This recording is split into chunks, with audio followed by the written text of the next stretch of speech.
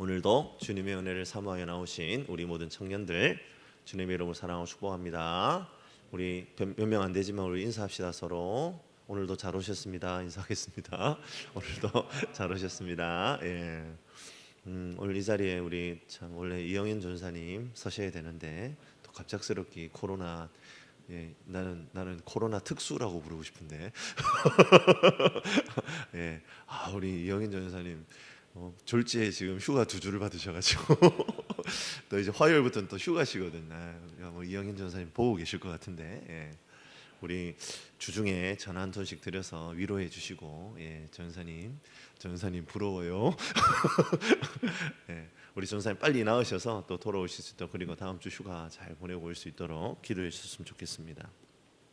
그리고 이제 다음 주 이제 주일 월요일 이렇게 또 이틀 우리 청년 일부 수련회 하는데 또 좋은 쉼의 시간과 또 하나님 주시는 놀라운 은혜들이 함께하기를 축복합니다. 오늘 본문에 있는 이 본문이 있는 사도행전 2장, 오늘 2장 46절 47절이잖아요. 그러니까 이 본문 2장, 그러니까 사도행전 2장이 어떻게 시작되고 있어요? 네, 놀라운 오순절 성령 강림 사건으로 2장이 시작이 돼요. 그러니까 예수님께서 보혜사 성령이 오실 때까지 너희는 예루살렘에 모여서 기도하고 있어라, 그렇게 말씀하시면서 승천하셨거든요. 그리고 이제 마가의 다락방에서, 우리 주일학교 때 많이 배웠잖아요. 마가의 다락방에 120 문도가 뭐지? 120명이 기도했단 말이에요. 120명이 있을 정도의 다락방이면 엄청 크다, 그렇죠? 엄청나게 큰 다락방에, 이걸 다락방이라고 할 수 있을지는 모르겠지만 아무튼 다락방에 120명이 열심히 기도할 때에 불의 혀 같은 모양이 보였고, 사람마다 각 머리 위에 불이 혀 모양으로 이렇게 임했다, 성령이 임하는 것이 보였다고 하죠. 그래서 성령의 충만함을 경험하게 됩니다. 그리고 이 성령의 충만함을 입은 예수의 제자들이 각종 방언으로 하나님을 높여 찬양합니다. 그리고 이어지는 베드로의 설교 한판으로 몇 명이? 3,000명이 주님께로 돌아오는 놀라운 그런 부흥의 역사가 일어나는 그런 것들이 이제 2장이 계속 나오는 거예요. 그러면서 이제 2장이 마무리되는 본문이 오늘 우리가 읽었던 46절 47절 말씀입니다. 그리고 그러한 놀라운 역사가 일어난 후에 그리스도의 공동체가 어떤 모양으로 있었나, 어떠한 형태의 모습으로 있었는가를 우리에게 말해주는 게 오늘 2절의 말씀 46절과 47절 말씀이라는 거예요. 그러한 그리스도의 공동체의 특징은 뭡니까? 오늘 말씀 제목이기도 하죠. 따라해 볼까요? 온전한 하나됨. 다시 한번 조금 힘있게, 사람이 적을 때는 소리를 크게 내줘야 돼, 그렇죠? 그래야 서로 지치잖아요. 자, 다시 한번, 온전한 하나됨. 그렇죠. 온전한 하나됨이 바로 그리스도의 공동체의 특징이다, 이 말이에요.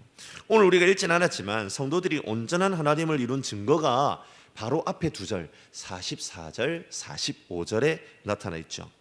서로 모든 물건들을 어떻게 합니까? 통용합니다. 이 말은 서로 공동으로 물건을 사용했다, 이런 말이에요. 그러니까 물건을 사용하는 우선순위가 있어요. 급한 사람, 그리고 필요한 사람. 그 사람들이 먼저 쓰고, 그 사람들이 먼저 급하고 필요하면 양보할 수 있는 그런 공동체였다라는 말이에요. 그리고 그 필요를 또 채우기 위해서 자신이 가지고 있는 모든 재산을 다 팔아요. 그래서 헌금합니다. 그리고 또 필요한 사람에게 막 나누어 주는 거예요. 왜 이런 일이 가능했을까요? 아니, 하나님 성령 충만함을 받으면 마치 무슨 이단에 빠져가지고 자기의 가족도 생계도 다 내팽개치는 그런 것과 하나님 좀 비슷해 보이는데요, 목사님? 지금 그런 상황입니까? 이렇게 우리에게 물어볼 수도 있을 것 같은데, 무언가에 홀려서 지금 이런 일이 일어나고 있는 거예요. 그러니까 뭐 이렇게 하다가 문득 정신을 차려보니까 내가 뭐 하고 있는 거지? 그렇게 후회할 만한 실수를 지금 이 초대교회 성도들이 하고 있느냐, 이 말이에요. 결론적으로는 그렇지 않다가 답이겠죠.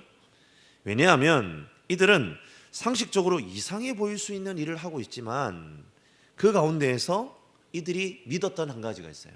그게 뭡니까? 우리는 한 몸이다. 그리스도를 머리로 하는 한 몸이다 라는 그 인식이 있었기 때문에 참 이상하게 보일 수 있을 만한 이런 일들을 행했다는 거예요. 우리 사랑하는 로뎀 청년 식구들, 꼭 기억하시길 바랍니다. 우리는 성별도 다르고 나이도 다르고 살아온 환경도 다릅니다. 오빠라고 불러야 될지 쌤이라고 불러야 될지 아저씨라고 불러야 될지 헷갈리는 정도로 나이 차도 많고, 그런데 우리는 유일한 하나의 공통점을 가지고 있다는 거예요. 그게 뭡니까? 바로 그리스도를 머리로 하는 한 몸이다 라는 사실이에요. 그리스도가 머리라는 의미는 여러 가지로 해석이 될 수 있어요. 하지만 머리는 판단과 결정을 내리는 중요한 기관이잖아요. 그럼 거기에 비추어 생각해 보면 그리스도가 머리가 된다라는 것은 우리 각자의 인생의 결정권이 누구에게 있다? 그리스도에게 있다라는 의미가 되겠죠. 그렇습니다. 그리스도를 머리로 하는 공동체라는 뜻은요, 예수 그리스도의 보혈로 인하여 공로로 죄사함을 받은 그 공동체가 그 공동체의 모든 결정권을 누구에게 맡긴다는 거죠? 예수님에게 맡긴다. 그것이 바로 우리의 믿음이어야 하고 우리가 여기에 있는 이유여야 된다는 거예요. 그리스도의 보혈의 공로로 죄사함을 받았습니다. 그 믿음을 가지고 우리가 여기에 있다면 우리는 이제 우리의 주관과 결정에 따라 사는 존재들이 아니라 철저하게 그리스도의 주재권을 인정하는 삶을 삽니다. 그것이 바로 우리가 이 로뎀 청년부라는 이름으로 모여있는 이유이고 우리가 있어야 할 이유이며 우리가 여기에서 추구하고 살아가야 할 삶의 방향이 된다라는 거예요. 좁게는 우리 청년부겠죠? 좀 범위를 넓혀보면 어떻게 될까요? 그렇죠. 우리 전대중앙교회가 그러한 모습으로 가는 거예요. 그리스도를 머리로 하는. 세례를 받고 주를 믿어 성도가 된 초대교회 성도들은 왜 각자 자기의 소유를 팔아서 나누고 급하고 필요한 사람들의 필요를 막 채우고 이렇게 하는 겁니까? 철저하게 하나라고 믿었기 때문이에요. 예수님이 지시하고 결정하는 방향을 따라서 한 목소리를 내고 같은 걸음을 내딛어야 할 지체라는 믿음이 이들로 하여금 어떤 결정을 하게 만들었다는 말이죠? 예수님은 언제나 섬김과 나눔으로 그분의 사역을 드러내셨잖아요. 그렇기 때문에 그분을 머리로 하는 공동체도 섬김과 나눔, 서로의 필요를 채우는 역사가 일어나는 것이 어떠하다? 마땅했다라는 겁니다. 철저히 하나됨이 바로 예수 공동체의 특징일 수밖에 없었다라는 것을 성경이 우리에게 가르쳐주고 있는 거예요. 그러한 하나됨의 증거는 그래서 무엇으로 나타나고 있습니까? 서로의 필요를 채워줌으로 나타나죠.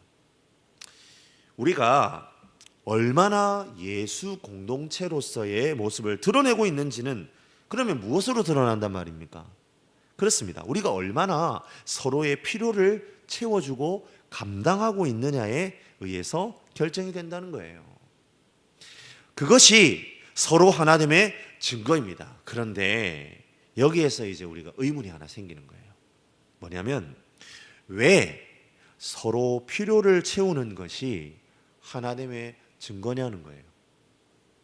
아니, 저 사람 필요 있어. 그래서 내가 저 사람 필요를 채워.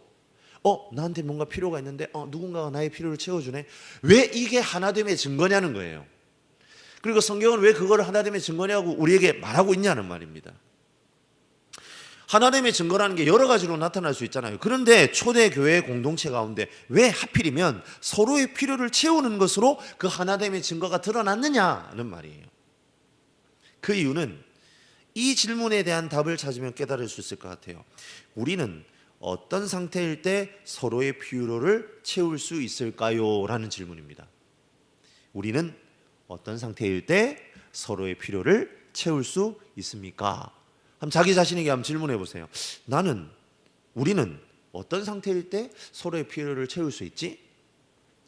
답을 한다면 이렇게 되겠죠. 하나됨의 증거가 필요를 채우는 것으로 드러날 수밖에 없구나라고 우리가 고백할 수 있다는 거예요. 여기에 대한 답을 찾는다면. 제가 예를 한번 들어볼게요. 우리 민석 형제. 지금 민석 형제가 배가 너무 고파. 지금 막 위가 막 위를 긁을 만큼 위가 막 따가울 만큼 지금 배가 고픈 거예요. 막. 배가 너무 고파가지고 위에서 막 위산이 막 끌어오를 만큼. 우리 민석이 형제가 배가 고플 때 어떤 버릇이 있다라는 걸 혹시 아는 사람? 아무도 없어요? 서로에게 참 관심이 없구나. 아무튼 일단 뭐 있다고 칩시다. 뭐 예를 들어서 민석이 형제가 배가 너무 고프면 민석이 형제 배고플 때 어떤 버릇이 있어요? 예, 횡설수설하는 버릇이 있다고 생각해봅시다. 막 헛소리를 하는 거예요. 그럼 알아차는 거예요. 민석이 형제가 배가 고프구나. 그런 버릇이 있어서 막 지금 신호를 보내요. 배고픈 신호를 막 보내고 있어. 그때에 제가 우리 민석이 형제를 잘 안다면 저 횡설수설한 모습을 보고 제가 또 배가 고프구나. 그럼 어떻게 하면 돼요? 뭘 해야 돼요, 제가? 그렇죠. 밥 사줘야지. 민석아, 네가 지금 횡설수설하는 거 보니까 배가 고프구나. 우리 식당 가자, 밥 먹자. 그렇게 될 거 아니에요. 그런데 우리 소리 자매가 그 신호를 미처 알아채지 못하고 민석이를 옷가게에 데리고 가서 옷을 한번 다 사준다고 생각을 해보세요.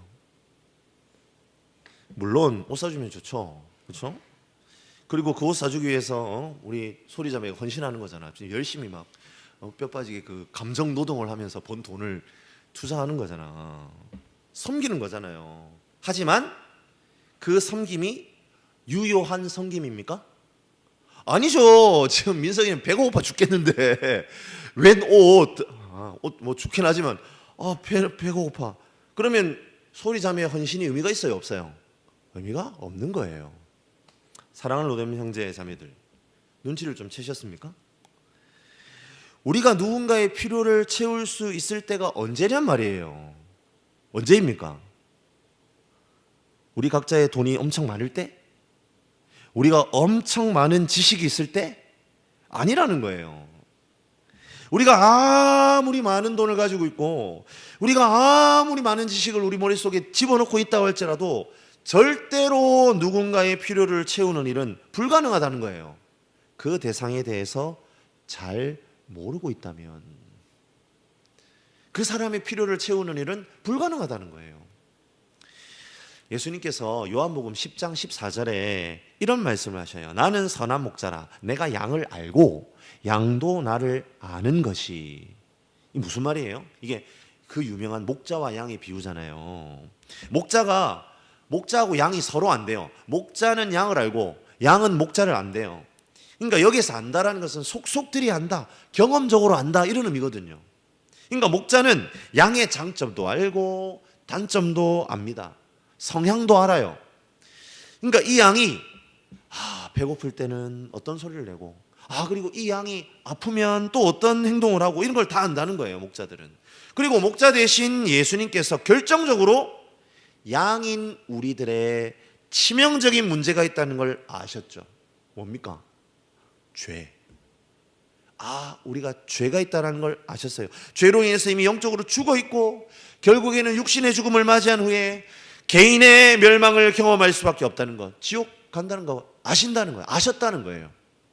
그래서 그렇게 너무나 잘 알아서 어떻게 하십니까? 요한복음 10장 11절 선한 목자는 양들을 위해 목숨을 버리거니와. 예수님께서 모범을 보여주신 거예요. 잘 알아주셨어요. 그리고 그분을 몸을 이룬 지체들도 어떻게 하기를 원하시는 거예요? 서로 잘 알아주기를 원하시는 거예요. 왜요? 잘 알아야 잘 섬길 수 있거든요. 잘 알아야만 필요를 잘 채울 수 있거든요. 잘 알아야 우리의 목자 되신 예수님께서 목숨을 버리기까지 사랑하셨던 것처럼 우리의 사랑과 섬김이 유효하고 서로를 일으켜 세우는 섬김이 될 수 있기 때문입니다. 사랑하는 청년 여러분, 그렇기 때문에 우리가 하나됨을 이루는 것은 선택이 아니라 필수예요. 예수님의 권유가 아니라 명령이에요. 너희는 하나됨을 이루라. 손가락이 아프면 온몸이 통증을 느끼고 반응하는 것처럼 너희도 서로 그렇게 아픔과 고통, 장점과 단점을 알아서 품어줘. 서로가 서로를 잘 알아서 서로의 필요를 채우고 섬기는 공동체가 바로 예수의 공동체야. 난 너희들이 그렇게 살도록 내 몸과 피를 너희에게 주었다. 내 살과 피를 먹고 마시는 너희는 한 몸이야. 너희는 그렇게 살아야 돼. 다른 방법이 없어. 이것이 지금 저와 여러분을 향하여 외치는 주님의 음성인 줄로 믿으시길 바랍니다. 아멘. 이 시간 결단하기를 원해요. 하나됨은 요청이 아니라 명령입니다. 하나됨을 명령으로 받아 그리스도를 머리로 하는 한 몸으로 세워져가는 우리 로뎀 공동체가 되기를 주님의 이름으로 간절히 축복합니다. 그렇다면 어떻게 하나됨을 경험할 수 있을까요? 그 비결이 오늘 46절과 47절에 숨어 있어요. 첫 번째는 무엇입니까? 성전에 모이기를 힘쓰는 거죠. 지금 이 시대에 적용을 해보자면 바로 대그룹 예배를 말하는 거겠죠. 이렇게 함께 모여서 예배를 드리는 겁니다. 로뎀 청년부는 그러하기에 예배에 성공하는 인생들이 되시기를 주님의 이름으로 간절히 축복합니다. 제가 오늘 낮 예배 때도 예배에 목숨 걸면 승리한다, 성공한다 말씀드렸는데요. 예배 우리가 목숨을 걸어야 돼요. 그런데 말입니다. 성전에 모이는 것, 함께 모여 공동으로 드리는 예배가 왜 하나됨의 비결이 되는 걸까요? 공예배는 어떤 자리예요? 그렇죠. 공동으로 모여서 그 공동체 가운데 주시는 하나님의 말씀을 받는 자리예요. 하나님의 말씀을 함께 나눈다. 어떤 의미입니까? 그렇죠. 한 단체가 하나가 될 수 있는 방법 간단합니다. 그 단체가 함께하는 생각, 사상, 아이디어를 공유하고 거기에 동의하면 돼요. 거기에 동의하면 같은 단체의 회원이 되고 함께 행동합니다. 그런데 그 사상, 생각, 아이디어는 누구로부터 나옵니까? 그렇죠. 그 단체를 시작한 개인 또는 그 단체를 시작한 몇몇 사람들의 생각이 근간이 되잖아요. 그게 세상의 단체가 하나 되는 방법이란 말입니다.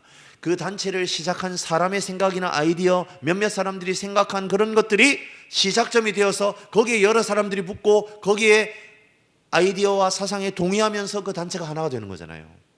세상의 공동체는 그런 방식으로 하나됨을 만들어 간단 말이에요. 하지만 그리스도의 공동체는 그런 방식으로 하나됨을 만들지 않습니다. 사람의 생각이 출발점이 아니란 말이에요. 하나님의 생각, 하나님의 아이디어가 그 출발점이 되어야 한다는 말입니다. 그런 의미에서 예배는 그 하나됨의 출발점이 될 수밖에 없는 거죠. 하나님과 나의 관계에서 하나됨은 출발한다 이 말입니다.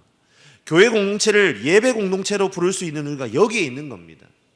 우리 로뎀 청년부는 청년부 담당 교육자의 아이디어나 우리 몇몇 임원들의 생각을 그 출발점으로 삼을 수 없는 공동체다라는 것을 꼭 기억하셨으면 좋겠어요. 우리는 철저하게 어디에서 시작해야 된다고요? 하나님의 말씀에서 시작되어야 합니다. 그러하기에 우리는 지금 이 자리에 있는 거예요. 하나님의 말씀으로 우리의 생각의 뿌리를 삼기 위해서입니다. 다른 누군가의 생각에 나의 생각과 가치관을 맞추는 것이 아니라 하나님의 말씀의 기준에 나의 가치관과 생동 양식을 맞추는 것입니다. 그러하기에 또 조금 여담이 될 수 있겠지만 사실 여러분 공예배는요 하나밖에 없는 거예요. 우리가 뭐 학생부 예배, 청년부 예배, 또 수요일에 수요 예배, 금요일 금요기도회 우리는 여러 예배가 있는 것처럼 보이지만 사실은요 예배는 하나입니다. 주일에 하나님께 함께 드려지는 공예배. 그렇기 때문에 우리 청년들 이것을 꼭 좀 기억하셨으면 좋겠어요. 그래서 사실은 여러분 11시 예배를 우리가 대예배라고 부르잖아요. 제가 정말 싫어하는 표현인데 왜냐하면 예배는 모두 다 큰 예배예요. 대예배실은 있을 수 있지만 대예배 뭐 그러면 이거는 소예배입니까? 아니에요. 그리고 11시 예배는 장년들의 전유물이 아니에요. 원래는 주일 예배 한 번, 그 공예배가 모든 예배의 전부인 거예요. 원래는 그렇습니다. 그것이 공예배예요. 그렇기 때문에 사실 우리 청년들 우리 공예배에 함께 해야 합니다. 왜냐하면 전대중앙교회 가운데 하나님께 주시는 말씀은 그 예배가 바로 하나의 말씀인 거예요. 그리고 우리 청년 예배는 이것도 우리가 예배이지만 이 모임을 통해서 또 하나님께서 청년부에게 따로 특별하게 주시는 마음을 함께 나누는 자리인 겁니다. 청년부가 어떻게 전대중앙교회와 따로 놀 수 있겠어요? 결국은 같은 한 몸이고 같은 지체이기 때문입니다. 그래서 우리가 한 예배로 함께 모인다라는 것을 우리가 청년들 꼭 좀 기억하셨으면 좋겠어요. 그러한 방식으로 우리는 하나님을 경험할 수 있는 거예요. 하나님의 가치관과 생각을 공유할 때에 우리는 이 세상 어디에서도 발견할 수 없는 하나됨을 경험하게 됩니다.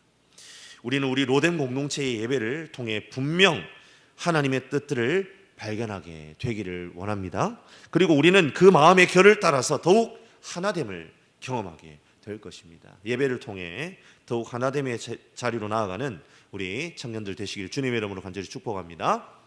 두 번째 하나됨의 비결은 무엇입니까?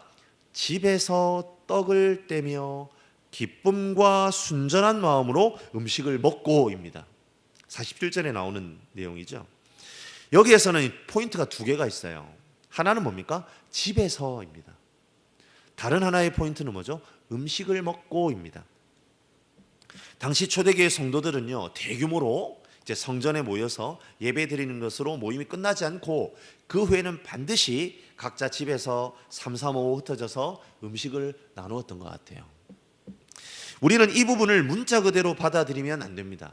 그러니까 실제로 그렇게 실천하면 좋겠지만 여건상 불가능한 부분이 많잖아요. 그렇죠? 하지만 우리는 여기에서 정신을 발견할 수 있죠. 여러분, 집이라는 공간은 어떤 곳일까요? 그렇습니다. 사적인 공간입니다. 다른 누군가에게 침범받고 싶지 않은 공간입니다. 그럼 그렇다면 우리들 각 개인은 집에 가서도 자기의 집이 있는 거죠. 그게 자기 방이 될 수도 있고요. 어쩔 때는 집에서는 내 개인의 공간이 없다. 그러면 다른 어딘가가 나만의 공간일 수 있죠. 집이라는 것이 주는 느낌은 그런 거예요. 사적인 공간, 방해받지 않는 공간. 집은 물리적인 의미에서 개인적인 공간인 동시에 심리적, 사유적인 무형의 공간이기도 해요. 개인적인 시간도 집이 될 수 있겠죠. 사실상 어느 누구에게도 열어두지 않아도 비난받을 이유가 없는 공간, 시간, 자리, 그게 바로 뭡니까? 집이에요. 그런데 초대교회 성도들이 집이라는 공간을 열어버리는 거예요. 그리고 그곳에서 낯선 이들을 맞아들이는 거예요. 그리고 음식을 나누는 거예요. 유대인들의 사고방식에서 누군가와 밥을 먹는다라는 것은요, 식사 그 이상의 의미입니다. 나는 저 인간하고 절대로 밥 먹지 않겠다라고 선언하는 것은 결코 내가 저 인간하고 어떠한 교류도 하지 않겠다 작정하는 것하고 똑같습니다.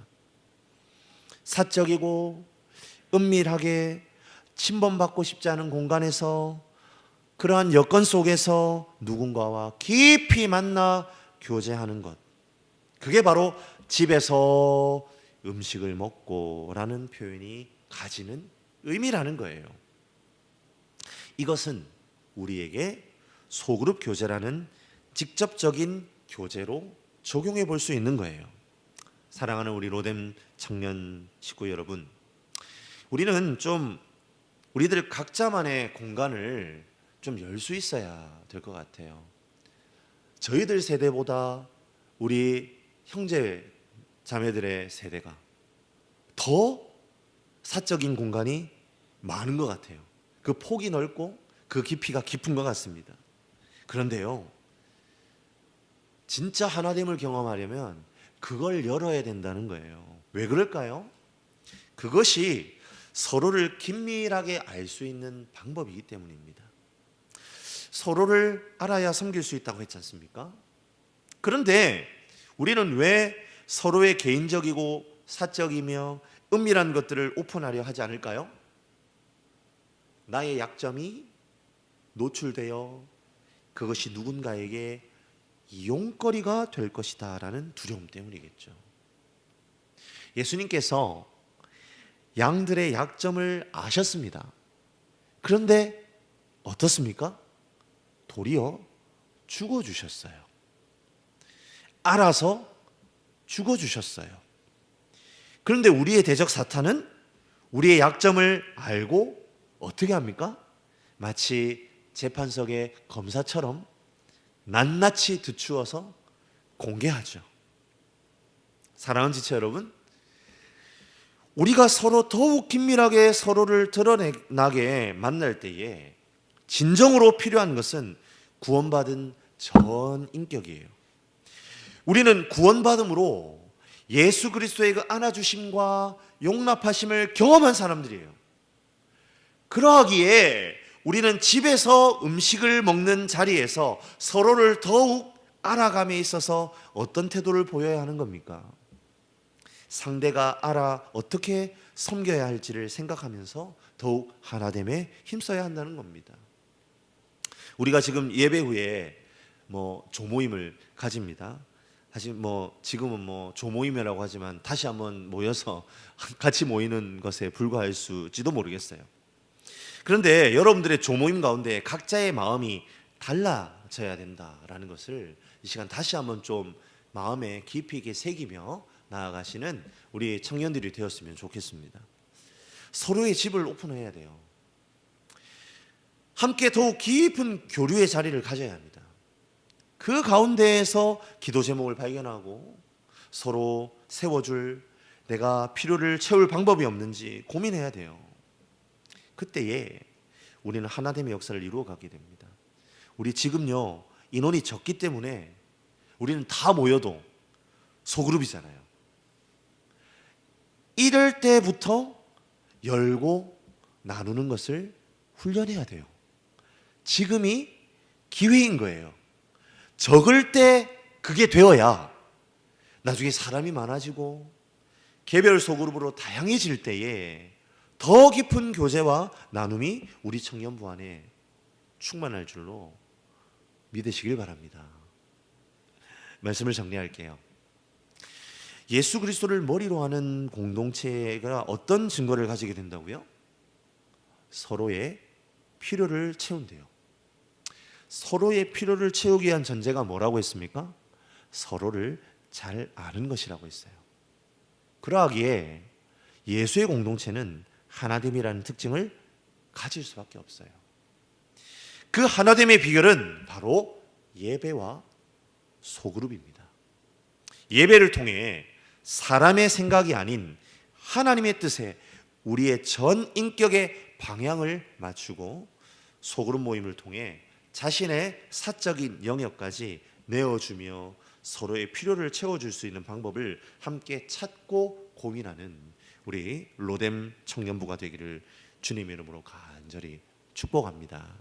그때에 우리는 전대중앙교회 로뎀 공동체를 통해 작은 하나님의 나라를 경험하게 되는 거예요. 그리고 그 하나님의 나라는요 점점 확장해 가는 것입니다.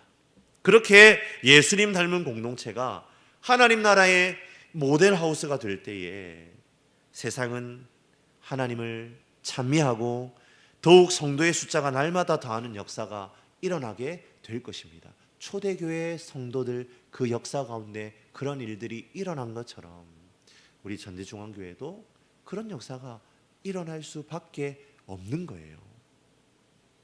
우리 그 놀라운 부흥이 우리 로뎀 청년회로부터 시작되는 것을 보게 되기를 주님의 이름으로 간절히 축원합니다. 제가 한번 기도하겠습니다. 참 사랑의 하나님,